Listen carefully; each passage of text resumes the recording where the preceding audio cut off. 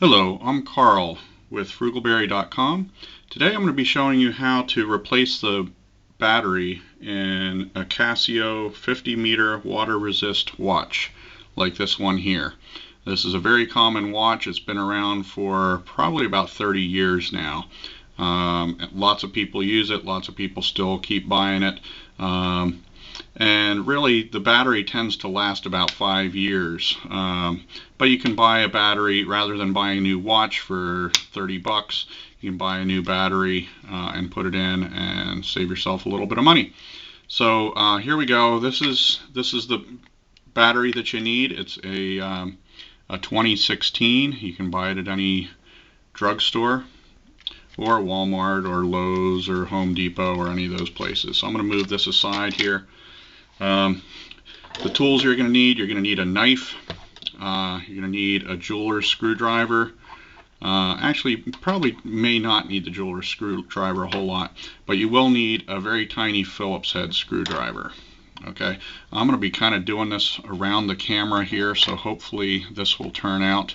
I can't really see very well, but we'll give this a shot.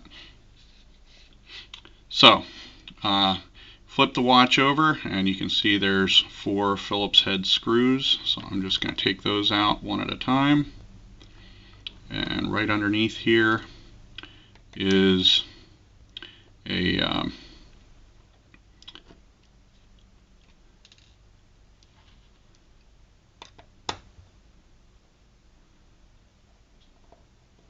little O-ring. And that O-ring, I guess technically you should probably replace it, but I've never found a replacement for it, and I've never really needed to. So I've done this a few times and haven't had an issue. So now,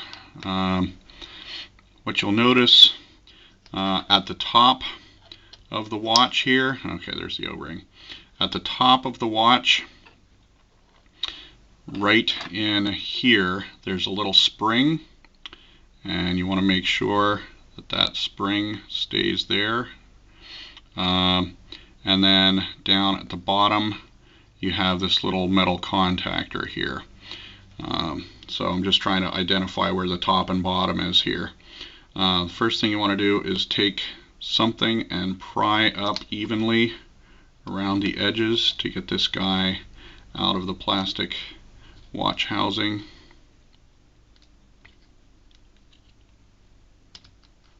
Okay, so there we are. Again, we know this is the top because of the spring. This is the bottom of the watch housing, because you can tell that because of the little red there where it says 50 meters. So I'm going to set this aside for now, and we're just going to focus on this guy. Now, to replace the battery itself, all you need to do is take this guy here and unclip it. Now, sometimes you can get it with a screwdriver, sometimes not. That's why I have this knife here.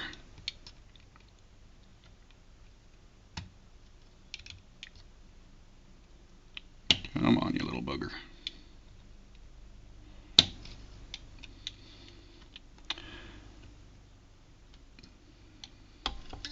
There it is. Okay.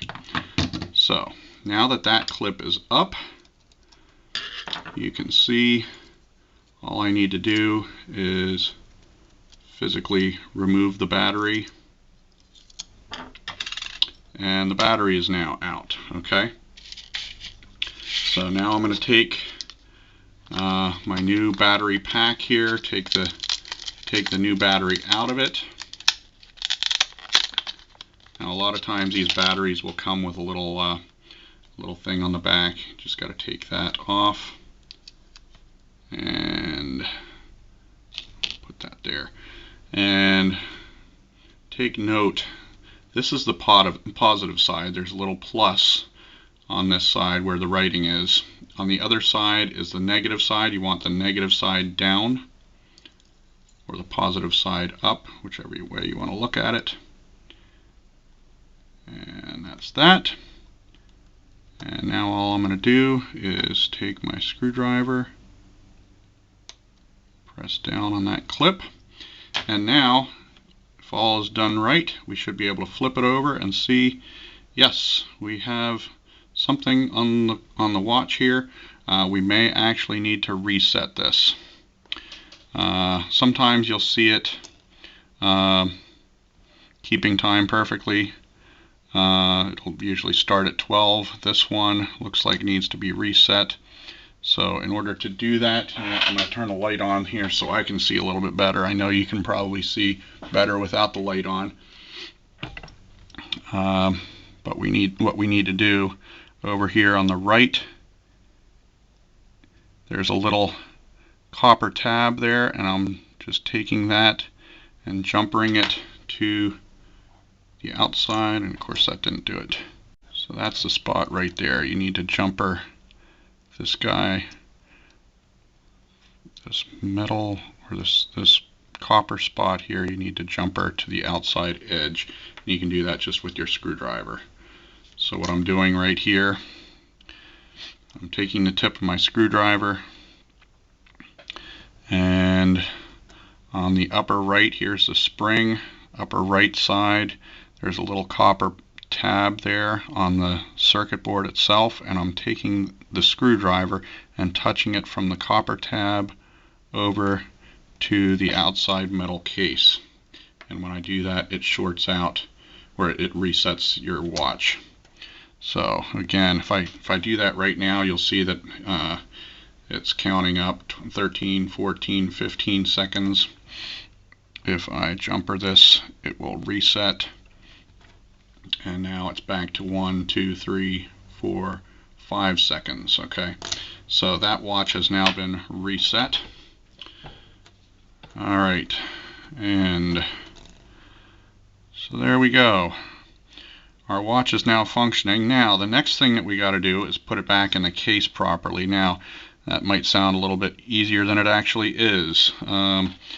These push buttons here, you may notice on the inside here, if you push this in right now, that little metal piece will be sticking out, and we need to push all of these in as far as possible,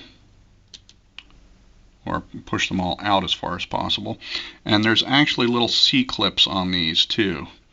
You probably can't see that in the camera, but right here is a little C-clip. You want to make sure the opening of the C-clip is facing down, and that will make things easier when you put this in.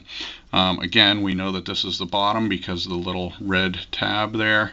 The bottom. This is the top because of the little spring. So we're going to take this and set it right here. And sometimes it goes in right away, sometimes it doesn't. Don't force it. What I'd like to do is get one side in and then take this and push on the little metal tabs here that that hold the, or that sometimes catch on the buttons. So right now it's in very well. I'm going to take that back out again just so you can see again what I'm doing. Okay, so again, we want to make sure all these little buttons are pushed out as far as possible.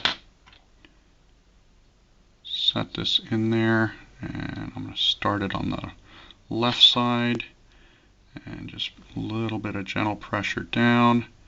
And now I'm going to push on here and push on here to let that sit all the way in there perfectly. Okay, so the movement is now inside the housing. We'll flip it over here, just make sure that everything is the way it should be. We can even go through the different modes here if we want, and see that everything is functioning properly. Take our little O-ring here, put him in place. Yeah, this screwdriver is pretty handy for working on this, that's for sure.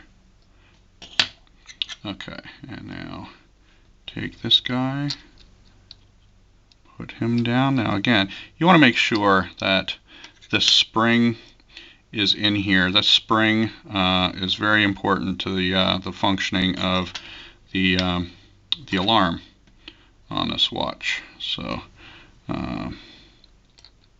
just make sure everything's where it should be, and put this guy there.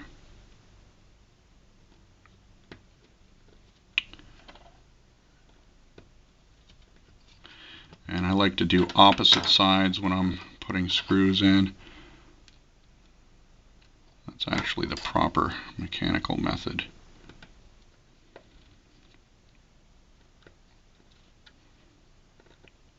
And they don't have to be super tight.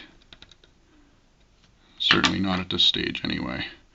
When I have all 4 screws in, then I'll go around and tighten it just a little bit more. And